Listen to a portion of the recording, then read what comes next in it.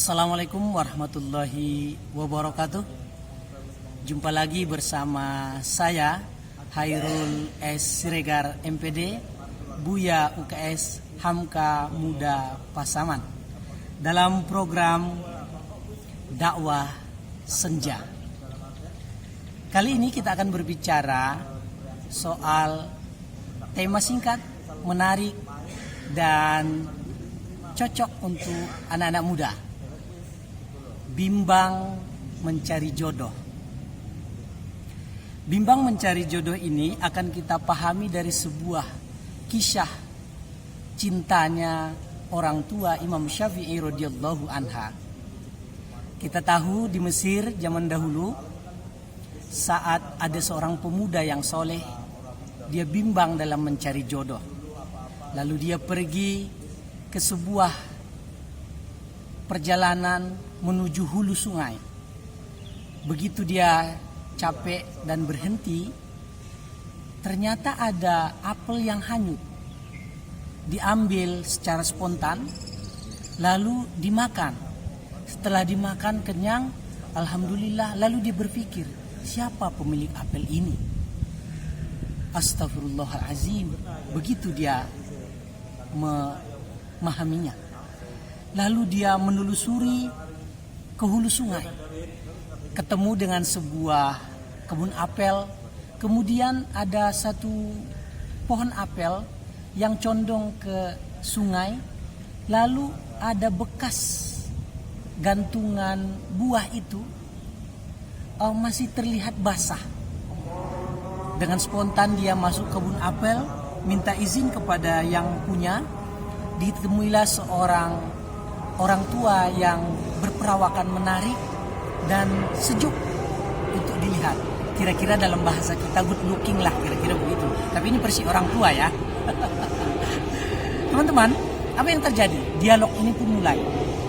Anak muda, karena kamu sudah memakan apel tanpa izin, maka saya akan memberimu hukuman. Padahal di dalam hati orang tua tersebut sesungguhnya dia kagum kepada pemuda ini. Hanya karena sebiji apel saja, anak muda ini rela menelusuri hulu sungai lalu menjumpainya. Dalam hati orang tua ini, aku akan angkat dia jadi menantuku. Bagaimana caranya?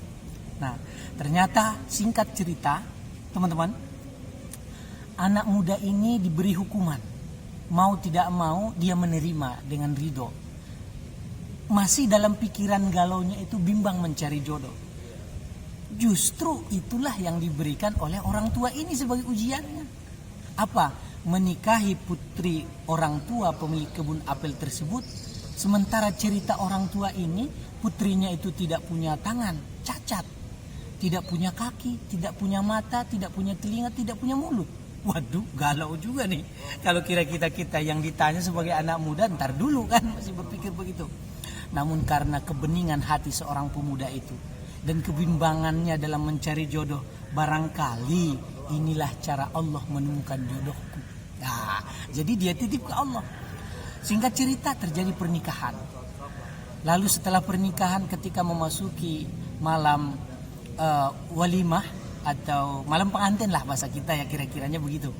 Nah, lalu anak muda ini dengan hati bergetar dan galau luar biasa karena calon istrinya ini, yang tadinya calon menjadi istrinya dia, akan memasuki malam pertama, malam pengantin. Ya honeymoon lah kalau kita, bahasa kita kan. Honeymoonin, gak punya tangan, gak punya mulut, gak punya telinga. Ngebayangin bagaimana itu wajah sosok gadis ya. Nah, begitu dia masuk ke dalam kamar itu, ternyata kamarnya itu wangi.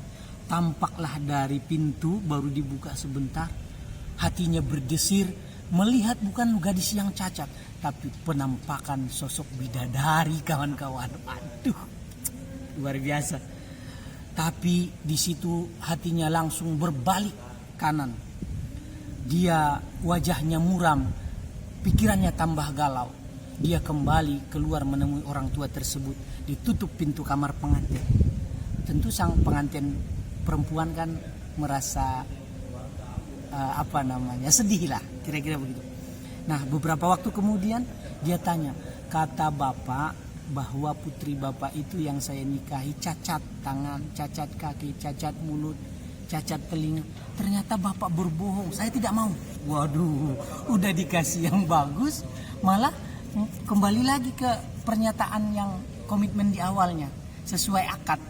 Nah, baru dijelaskan oleh orang tua tersebut bahwa yang dimaksud dengan cacat tangan adalah tangannya tidak pernah digunakan untuk berbuat yang haram. Kakinya cacat, kakinya tidak pernah digunakan untuk berjalan kepada hal yang haram.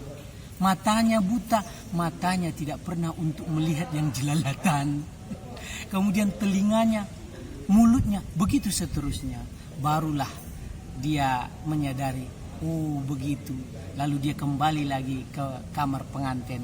Dan teman-teman, saudara sekalian, hadirin pemirsa program Dakwah Senja, tahukah Anda siapa pemuda itu? Itulah ayahnya Imam Syafi'i radhiyallahu anha. Dari pernikahan mereka itulah lahir sosok Imam Syafi'i. Pemuda yang soleh, perempuan yang soleh, orang tua yang soleh.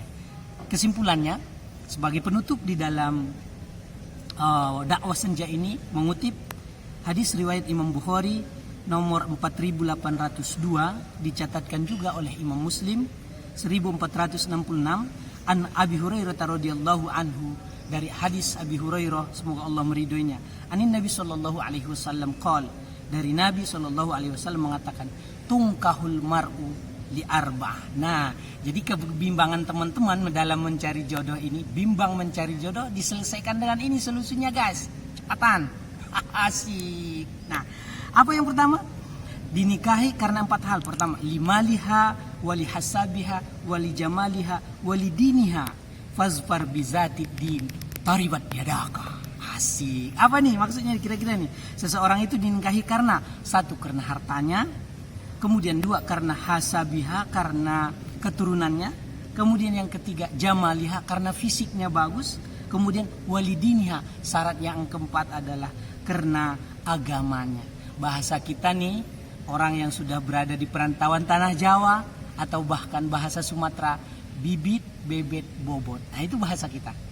Nah, jadi maksud dari maliha, oh dia dipandang karena hartanya, bukan karena gila-gila harta ya, tidak. Tapi kemudian itu menjadi satu kriteria. Yang kedua, hasabiah, lihat keturunannya. Nah, ada nggak keturunan dari orang yang baik-baik atau orang yang tidak baik? Nah, kembali ke kita. Kemudian yang ketiga, ijamaliah, itu physically lah.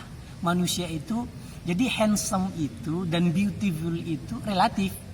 Nah, tergantung kita. Nah, bagaimana memandangnya? Syaratnya adalah qurrata ain, sejuk dipandang saja. Sejuk dipandang, sedap di hati. Itu udah cantik itu. Nah, tapi yang keempat adalah walidiniha. Ini yang paling utama, karena agamanya. Fazfar bizatik din, kata Rasulullah. Engkau yang bimbang itu memilih calon istri, calon suami. Fazfar bizatik din, utamakan agamanya, maka engkau beruntung. Taribat yadaka, walaupun tanganmu berlumuran dengan lumpur. Artinya apa? Harta nggak punya, keturunannya nggak begitu, biasa aja, tapi keturunan orang baik. Kemudian kecantikannya juga relatif, tapi diutamakan agamanya. Bimbang mencari jodoh? Temui dalam program kami Dakwah Senja. Utamakan agamanya, maka hatimu akan tenang. Patokannya satu, lihat saja. Qurrata ain, sejuk dipandang, sedap di hati. Kalau udah ada getar-getaran itu, buruan coy.